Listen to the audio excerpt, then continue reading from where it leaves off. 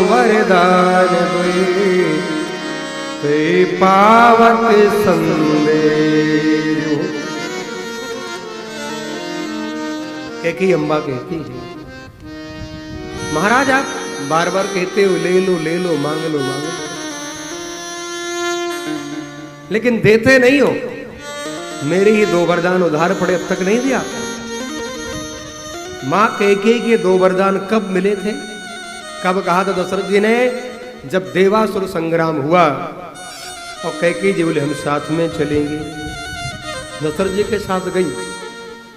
दशरथ जी ने युद्ध किया देवताओं की तरफ से, दैत्यों से युद्ध चल रहा था। दशरथ जी के रथ के पहिए की कील निकल गई। कैकेयी जी पीछे बैठी थी और सुंदर प्रसंग है वाल्मीकि रामायण का। तो कैकेयी जी ने देखा कि रथ का पहिया निकल जाएगा, दशरथ जी गिर जाएंगे और पराजित हो जाएंगे और सूर्यवंश को कलंक लग जाएगा, क्योंकि सूर्यवंश के राजा कभी हारे नहीं दैत्यों से। तो क्या करे? कैकेयी जी बोली मैं भी क्षत्रिय बालिका हूं, अपनी 2 उंगली जहां पर कील लगती है वहां जाकर दोनों उंगली फंसा दी, यूं डाल दी मां कैकेयी। झुक गई मां कैकेयी, दोनों उंगली लगा करके युद्ध होता रहा। और युद्ध में आदरणीय दशरथ जी महाराज को विजय श्री की प्राप्ति हुई, दैत्य पराजित हो गए। लेकिन जब दशरथ जी ने पलट कर देखा मां कैकेयी झुकी हुई है,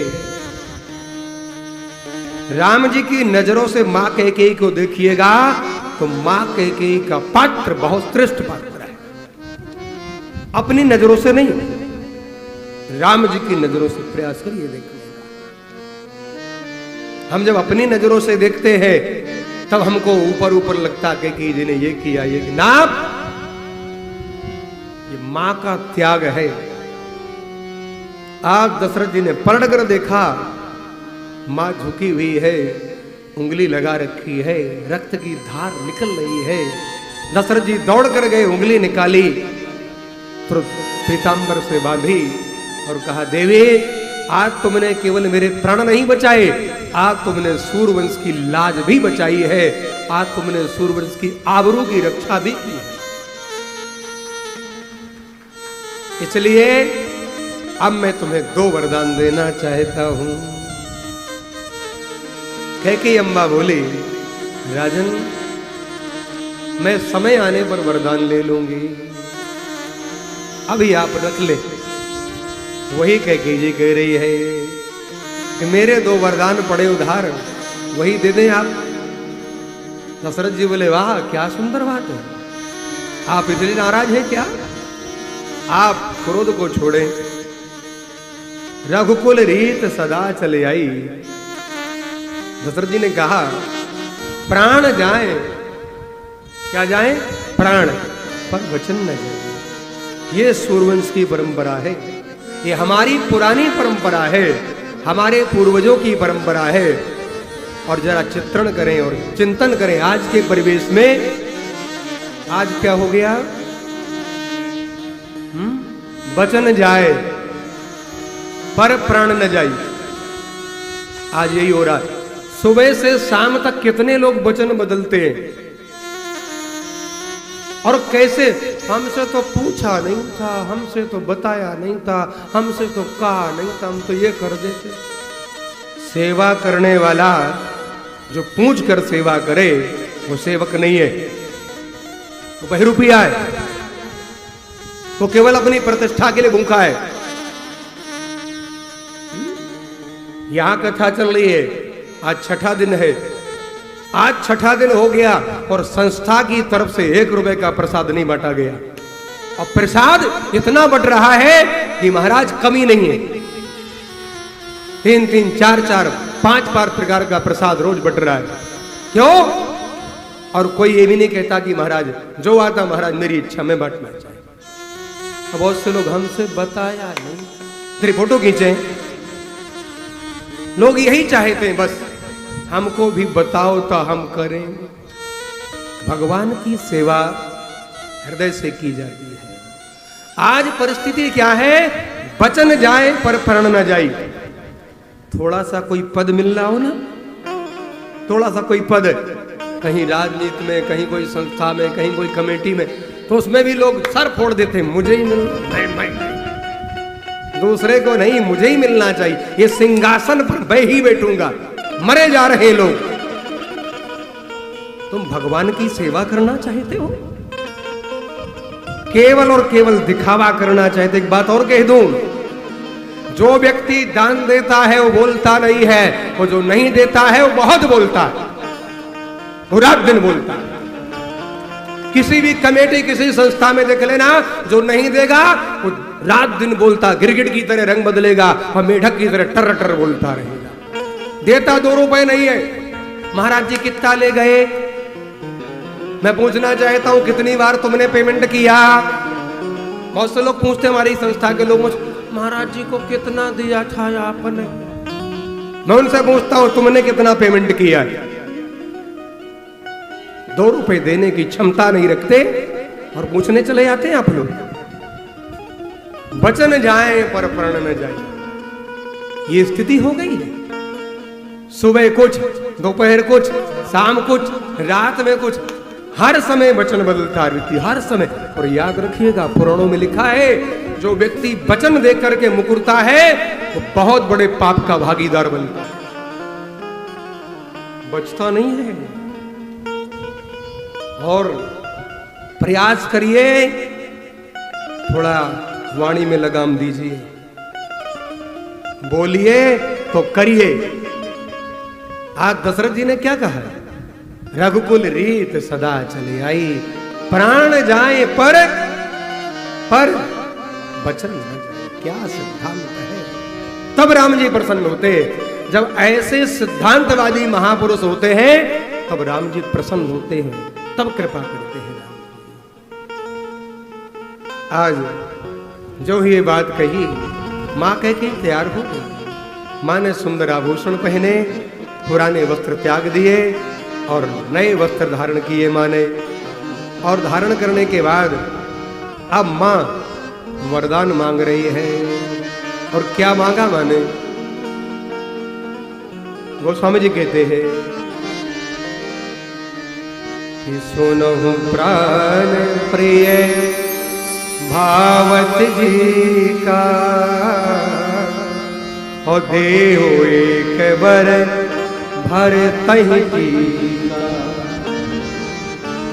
कि मांगहु दूसर बर कर जोरी, और पूर्वहु नाथ मनोरथ मोरी। दूसरा क्या? अच्छा, ये भरत जी को पहले गद्दी, राम जी को बाद में वनगमन, ये भी राम जी की रचना थी। यदि कहा कि पहले राम जी को वनगमन, तो महाराज दूसरा वरदान नहीं मिलेगा। क्यों? दशरथ जी मूर्छित हो जाएंगे, तो दूसरा वरदान मिलेगा ही नहीं। इसलिए पहले भैया भरत को गद्दी, क्योंकि राम जी चाहते हैं भैया भरत अवध के राजा बने। देहो एक बर भर तहि टीका, और दूसरे वरदान में दोनों हाथ जोड़कर कहती मां, पूर्वहु नाथ मनोरथ मोरे। मेरा मनोरथ सिद्ध कर दो, आप सफल कर दो मेरे मनोरथ को। क्या? कि तापस वेश विशेष उदासी, और 14 बरस राम बनवासी। दूसरा वरदान क्या मांगा माने? राम जी को 14 वर्ष के लिए वन में भेज दिया जाए। जो सत्ता देने का विचार है इसे अभी पोस्टपोन्ड किया जाए। और भाव क्या है? तापस वेश विशेष उदासी, तपस्वी का भेष बनाकर के जाए। और एक भाव इसका ये भी है, तापस वेश वि शेष, वि उपसर्ग है तो शेष विशेष उदासी और वन में जाएं, उदासीन व्रत लेकर के जाए। राम जी के 14 वर्ष के वनगमन की यात्रा देखिएगा। और आज हमारे बड़े बड़े महात्माओं में होड़ लगी है। क्या? कोई कहता है चांदी का सिंहासन हो, तो कोई कहता मेरा सोने का सिंहासन हो। ये होड़ लगी है। तुम राम जी को मानते हो, राम जी की सेवा कर रहे हो, और सिंहासन सोने का मांग रहे हो। विचार करिए जरा। राम जी ने वलकल वस्त्र पहने, तुम्हें इंपोर्टेड गाड़ी चाहिए, तुम्हें बंगला चाहिए, और तुम्हें वायु श्रेणी की सुरक्षा चाहिए, तब तुम बोल पा रहे हो। याद रखो, इनकी वायु श्रेणी छीन लो, कल से इनकी जबान बंद हो जाएगी। और एक बात कहूं मैं, कहने में संकोच नहीं है, महात्माओं को, संतों को कभी सत्ता के इर्द गिर्द नहीं रहना चाहिए। नोट करो, सत्ता किसी की भी हो, राजा कोई भी हो, शासक कोई भी हो, उसे मार्गदर्शन कराते रहिए, वो कितना भी श्रेष्ठ क्यों ना हो। क्योंकि राजाओं को यदि मार्गदर्शन आप नहीं कराएंगे, उनकी चापलूसी करेंगे, तो राजा बिगड़ भी सकता, कोई बड़ी बात नहीं। आजकल के महात्मा चापलूसी बहुत कर रहे हैं, ज्यादा करेंगे तो बड़े पुरस्कार मिलेंगे। भाई, सत्ता के इर्द गिर्द रह करके आप चापलूसी कर रहे हैं, इसका मतलब आप सनातन धर्म की सेवा नहीं कर रहे, आप अपनी सेवा के लिए सब ड्रॉन्ग कर रहे हैं कि हमारी जय जयकार हो, हमारी प्रतिष्ठा बढ़े, सत्ता के इर्द गिर्द के लोग आएंगे, बहुत बड़ी भीड़ हो जाएगी, हमें पुरस्कार मिल जाएगा, हमारी जय जयकार प्रिंट मीडिया, इलेक्ट्रॉनिक मीडिया में हमारी जय जयकार, प्रतिष्ठा बढ़ जाएगी। और यही हो रहा है।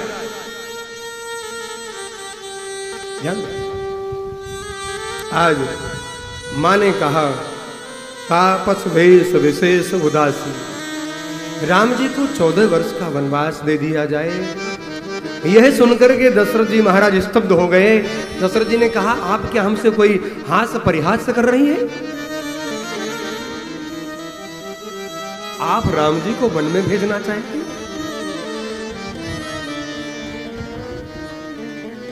तो आज कैकेयी अम्बा बोली, हम हास्य परिहास नहीं कर रहे। दशरथ जी ने कहा, भरत की रावुर पूत ना हुई। आज कैकेयी अम्बा कहती, क्या भरत मेरा पुत्र नहीं है? क्या तुमने मेरे साथ विवाह नहीं किया? क्या तुम मुझे खरीद कर लाए हो? सत्य सराह कहूं बर देना, और जानू ले है माग चवेना। कैकेयी जी तर्क दे रही है, और दशरथ जी कहते हैं कि मोरे भरत राम दुइया की, और सत्य कहूं कर शंकर साकी। मैं भगवान शंकर की प्रतिज्ञा सौगंध खाकर ये बात कह रहा हूं। मेरे 2 नेत्र हैं, एक राम रूपी और एक भैया भरत रूपी। आपसे निवेदन करूं, दशरथ जी कह रहे हैं, आप क्रोध को परित्याग कर दे, अभी मैं भरत जी को बुलाकर युवराज पद दे देता हूं। कैकेयी जी नहीं मानी। अंत में तो दशरथ जी ने यहां तक कह दिया कि गए पद विनय कीन बैठारे, और जन दिन कर कुल होश कुठारी। यदि आप कहो तो मैं अपनी गर्दन भी आपको दे सकता हूं।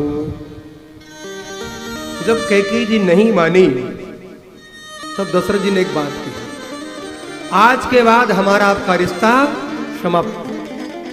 कौन सा? पति और पत्नी का रिश्ता समाप्त। समुद्र मंथन से जहर की बूंद निकली, और पहला जहर यही निकला कि कैकेयी अम्बा से दशरथ जी ने अधिकार छीन लिया, पत्नी का रिश्ता तोड़ दिया। विचार करिए, आज के बाद हमारा आपका संबंध समाप्त हुआ, पति और पत्नी का रिश्ता क्षमा करो। कैकेयी जी मौन हो गई, कुछ बोली नहीं। दशरथ जी मूर्छित होकर गिर गए। सुबह होते ही, भोर होते ही सुमंत्र जी आए। देखा दशरथ जी महाराज आज उठे नहीं है। महाराज कैकेयी जी से पूछा क्या हुआ, अभी तक राजन उठे नहीं। बोले एक काम करो, अब राम जी को